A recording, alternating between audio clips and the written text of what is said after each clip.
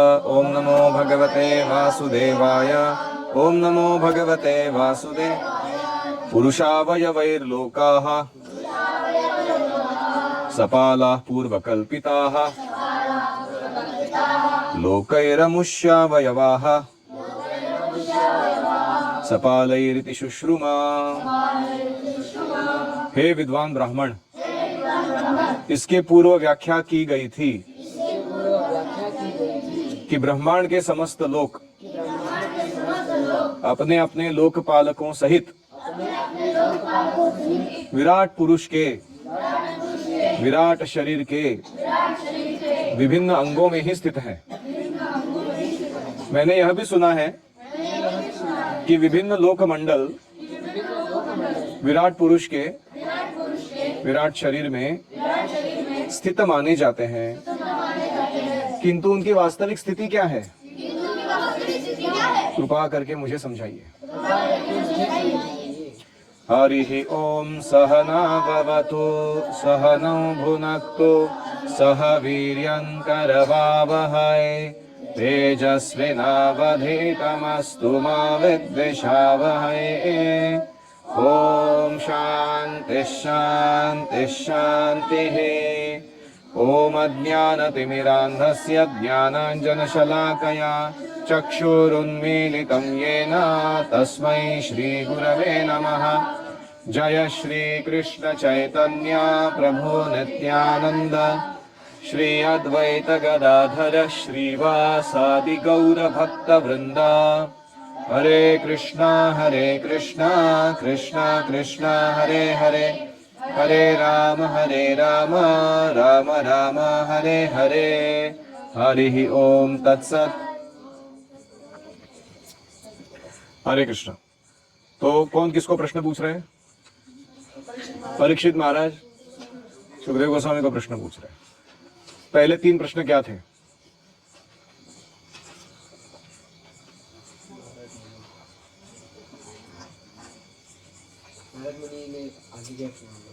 हाँ, नारद मुनि ने आगे क्या किया? ब्रह्मा जी से ज्ञान प्राप्त करने के बाद भगवान के शरीर और जीवात्माओं के शरीर में क्या अंतर है, यह प्रश्न पूछा था। फिर उसके बाद ब्रह्मा जी ने कैसे गर्भोदकशाही के स्वरूप, गर्भोदकशाही विष्णु के स्वरूप का दर्शन किया, वो दूसरा प्रश्न पूछा। कैसे दिखते हैं वो गर्भोदकशाही विष्णु?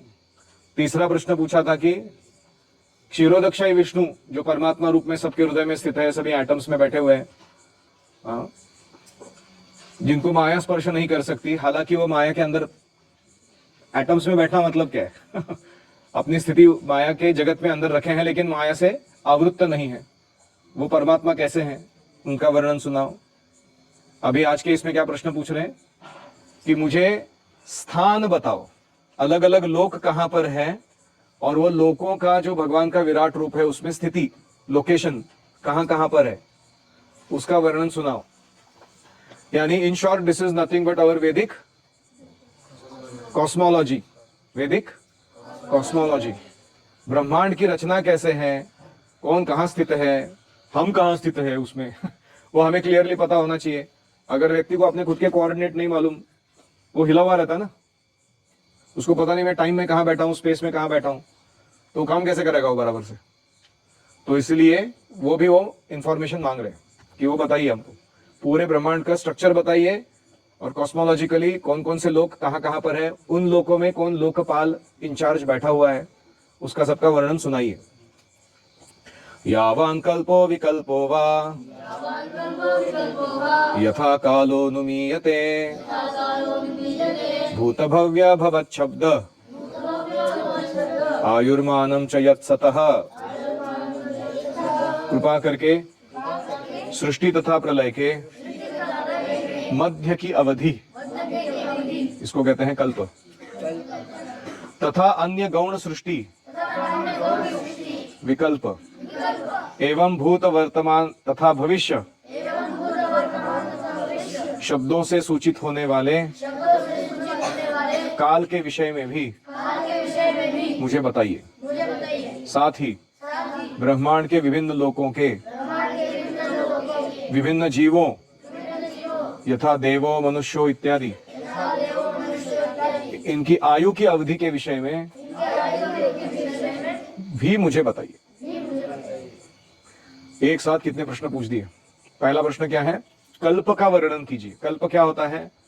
जब ब्रह्मा जी प्रकट हुए हैं गर्भोदकशाही विष्णु के नाभि के कमल पर, उन्होंने विराट ब्रह्मांड की रचना की है, इज द चीफ इंजीनियर। फिर वापस जब महाविष्णु सांस अंदर लेते हैं तो सारे ब्रह्मांड नष्ट हो जाते हैं। ये जो ड्यूरेशन है ब्रह्मा जी का जीवन का, उसको कहते हैं कल्प। और गौण सृष्टि मतलब क्या है? ब्रह्मा जी जब सो जाते हैं रात को तो ब्रह्मलोक से लेके पाताल लोक तक जो नीचे वाले प्लैनेट्स हैं वो सारे नष्ट हो जाते हैं, सिर्फ ब्रह्मलोक ही बचता है। और ब्रह्मा जी जब सुबह उठते हैं तो देखते हैं कि सब तहस नहस हो गया, वापस से छोटा क्रिएशन करते हैं, उसको कहते हैं गौण सृष्टि। तो उसको कहते हैं विकल्प। वो ड्यूरेशन जो है ना टाइम का, उसको विकल्प कहते हैं। फिर कल्प विकल्प हो गया। अभी नेक्स्ट प्रश्न किसके बारे में है? काल। काल कैसे पता चलता है हमको? आप में से कल बुक डिस्ट्रीब्यूशन कौन कौन लोग गए थे? आज कौन कौन गए हैं? कल कौन कौन जाने वाले हैं? तो ये थे, है और वाले है, जाने वाले। ये जो शब्द है, ये शब्द किसको दिखाते हैं? काल को दिखाते हैं कि काल चल रहा है, इसलिए इसमें भेद है कि नहीं? तो हर कोई वैसे प्रेजेंट में ही बात करेगा हमेशा। तो काल के बारे में बताओ, काल की रचना कैसे है, काल कार्य क्या कैसे करता है। और फिर वो पूछ रहे कि ब्रह्मांड में कितने प्रकार के जीव हैं, वो सारे जीवों के बारे में बताओ, और उनकी आयु कितनी है वो भी बताओ। तो क्या भागवतम प्रॉपर ज्योग्राफी है? क्या भागवतम प्रॉपर हिस्ट्री है? ये फंडामेंटल क्वेश्चंस कोई हिस्ट्री ज्योग्राफी बुक में, अपने टेक्स्ट बुक में देखे? इतना डीपली जाके कभी किसी ने पूछा है किसी को? इसीलिए we say Bhagavatam is the summum bonum. Summum bonum मतलब ज्ञान की अवधि है। What are top most knowledge you can get in any study, geography, history, culture, language, सब कुछ आपको भागवत में मिलेगा। कालस्यानुगतिर्यातु लक्ष्यतेन्वी बृहत्यपि यावत्यः कर्मगतयो यादृशीर्द्विजसत्तमा। हे ब्राह्मण श्रेष्ठ, कृपा करके मुझे काल की लघु तथा दीर्घ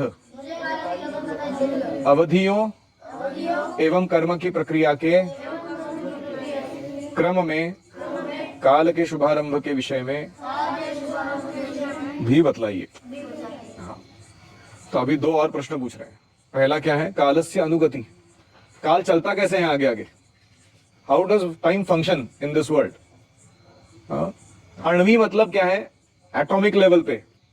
अण्वी मतलब एटॉमिक लेवल पे। बृहति मतलब प्लैनेटरी लेवल पे। काल सब जगह सबको नचा रहा है ना, एवरीथिंग इज मूविंग, एक्टिंग, छोटे से छोटे लेवल से लेके बड़े से बड़े लेवल तक। तो एटॉमिक लेवल का और कॉस्मिक लेवल का टाइम, उसका डिस्क्रिप्शन बताइए। और कर्म गति, एक होता है काल की गति और दूसरी कौन सी है? कर्म की गति। कर्म गति किसको कहते हैं? जैसे आपने आज एग्जाम दी और 3 दिन बाद उसका रिजल्ट आता है, कभी कभी 1 महीने बाद रिजल्ट आता है। तो जब रिजल्ट आता है, कोई फेल होता है, कोई पास होता है। तो कर्म गति क्या होती है कि हमें कभी कभी पाप किया तो फल तुरंत नहीं मिल रहा, पुण्य किया तो फल तुरंत नहीं मिल रहा, उसमें कोई ना कोई छोटे छोटे नियम होते हैं। तो गहना कर्मणो गति ही, कर्म की गति बड़ी गहन होती है। जैसे उदाहरण है कि धृतराष्ट्र ने जब अपने 100 पुत्र मर गए तो कृष्ण को प्रश्न किया कि ऐसा क्यों हुआ कि मुझे 100 पुत्र मिले थे, सारे के सारे मारे गए, एक छोड़ देते थे कम से कम सब क्यों मारे? तो कृष्ण ने बताया कि 50 जन्म पूर्व तुम कौन थे? एक व्याध थे, शिकारी थे, और तुमने ऐसे ही किसी कबूतरी के बच्चों को मारा था, और उसके परिणाम रूप तुम्हें अभी अपने बच्चे मार के लेने पड़े। तो धृतराष्ट्र ने पूछा फिर 50 जन्म क्यों? उस शिकारी के अगले वाले जन्म में भी तो ये सब हो सकता था। तो कृष्ण ने बताया कि 100 पुत्र होने के लिए जो पुण्य लगता है ना, वो तुम ये 50 जन्म में अर्जन किए। फिर उसका जब वो पुण्य अर्जित हो गया तो 100 पुत्र हुए। अभी उसके पहले जो पाप करके रखा था 50 जन्म पहले, उसके फल के रूप में वो सारे मारे गए। इसको कहते हैं कर्म गति। दिस इज हाउ कर्म की गति जो है वो समझ में आना बहुत कठिन है, काल की गति भी समझ में आना कठिन है। तो काल और कर्म ये फंडामेंटल एनर्जीज है इस ब्रह्मांड के, और उनके वर्किंग्स को जो व्यक्ति समझ जाता है वो सब कुछ समझ जाता है इस दुनिया के मामले में। तो काल की और कर्म की गति बताने वाला साइंस कौन सा है? ज्योतिष। ज्योतिष क्या करता है? It makes you expert in calculating time, so you can start predicting which event will happen when. पूरे टाइम स्केल में कौन सा इवेंट किस क्षण होने वाला है वो आप बता सकते हो। ऐसे ही ज्योतिष क्या करता है?